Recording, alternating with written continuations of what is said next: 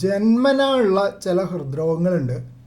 ശ്വാസകോശത്തിലേക്കുള്ള രക്തക്കുഴൽ, ഇതാണ് pulmonary artery, ശ്വാസകോശത്തിലേക്ക് പോകുന്ന രക്തക്കുഴൽ. അതിൻ്റെ തുടക്കത്തിൽ തടസ്സം ഉണ്ടാകുന്നതുകൊണ്ട് ശ്വാസകോശത്തിലേക്ക് രക്തോട്ടം കുറയുമ്പോൾ രക്തത്തിൽ ആവശ്യത്തിന് ഓക്സിജൻ സമ്പുഷ്ടാക്കാനുള്ള സാധ്യത പോകുന്നു.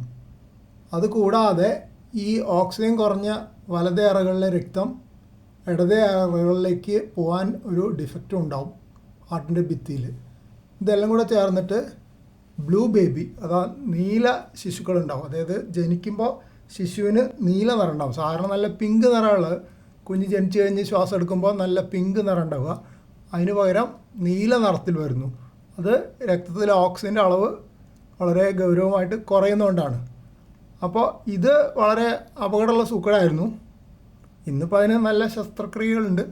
അപ്പോൾ ഇത് കഴിഞ്ഞ നൂറ്റാണ്ടിൻ്റെ തുടക്കത്തിലെ കാര്യമായി പറയുന്നത്. അപ്പോൾ ഹെലൻ ബി ടോസിക് എന്ന് പറഞ്ഞൊരു കാർഡിയോളജിസ്റ്റ് ഉണ്ടായിരുന്നു. അവർ ഇതിനെപ്പറ്റി ആലോചിച്ചു. എന്നിട്ട് ബ്ലാലക് എന്ന് പറഞ്ഞ സർജനെ പോയി കണ്ടു, എന്തെങ്കിലും ചെയ്യാൻ പറ്റുമോ എന്നുള്ള ചർച്ച ചെയ്യാൻ. അപ്പോൾ സർജൻ്റെ ലാബ് അസിസ്റ്റൻ്റ് തോമസ് ഉണ്ടായിരുന്നു. അതാണ് ഈ ബ്ലാലക് തോമസ് ടോസിക് ഷണ്ട് എന്നതിന് പേര് വന്നത്.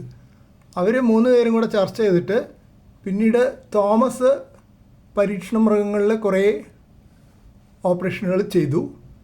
അതിന് ശേഷം അതിനുള്ള ഉപകരണങ്ങളൊക്കെ റെഡിയായപ്പോൾ തോമസും ബ്ലാലക്കും കൂടെ ചേർന്നിട്ട് ഓപ്പറേഷൻ സക്സസ്ഫുള്ളായിട്ട് ചെയ്തു. അങ്ങനെയാണ് ഇതിന് പേര് വന്നത്. പക്ഷേ തുടക്കകാലത്ത് തോമസിന് യൂണിവേഴ്സിറ്റി ഡിഗ്രി ഒന്നും ഇല്ലാത്തതുകൊണ്ട് ഹൈസ്കൂളിൻ്റെ അപ്പുറം പഠിച്ചിട്ടില്ല. പക്ഷേ ലാബിൽ നല്ല പരിചയമുണ്ട്. ആദ്യകാലങ്ങളിൽ അന്നത്തെ ഘട്ടത്തിൽ തോമസിൻ്റെ പേര് ചേർക്കാൻ വഴിയില്ലായിരുന്നു. അതുകൊണ്ട് ബ്ലാലക് ടോസിക് ഷണ്ട് എന്നാണ് ഞങ്ങളൊക്കെ പഠിക്കുന്ന കാലത്തും അങ്ങനെ തന്നെയാണ് അറിഞ്ഞിരുന്നത്. പിന്നീട് ഇദ്ദേഹത്തിൻ്റെ കോൺട്രിബ്യൂഷൻ നമ്മൾ അംഗീകരിക്കണം എന്നുള്ള കണക്കിൽ ലോകമെമ്പാടും ഇദ്ദേഹത്തിൻ്റെ പേരും കൂടെ ചേർത്തു. അപ്പോൾ പണ്ട് BT ഷണ്ട് എന്ന് പറഞ്ഞിരുന്നത് ഇപ്പോൾ BTT ഷണ്ട് എന്നാണ് ചുരുക്കത്തിൽ പറയുന്നത്. ബ്ലാലക് തോമസ് ടോസിക് ഷണ്ട്.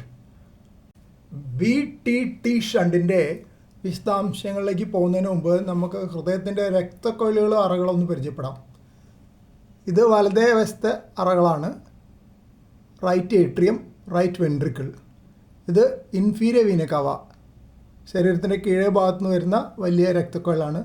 ഈ സൈഡ് മുഴുവൻ ഓക്സിജൻ കുറവുള്ള രക്തമാണ് പോകുന്നത്. അതാണ് നീല നിറം കൊടുത്തിരിക്കുന്നത്. ഇത് സുപ്പീരിയർ വീന കവ, ബ്രെയിനിൽ നിന്നും കഴുത്തു നിന്നൊക്കെ വരുന്ന രക്തക്കൊഴൽ.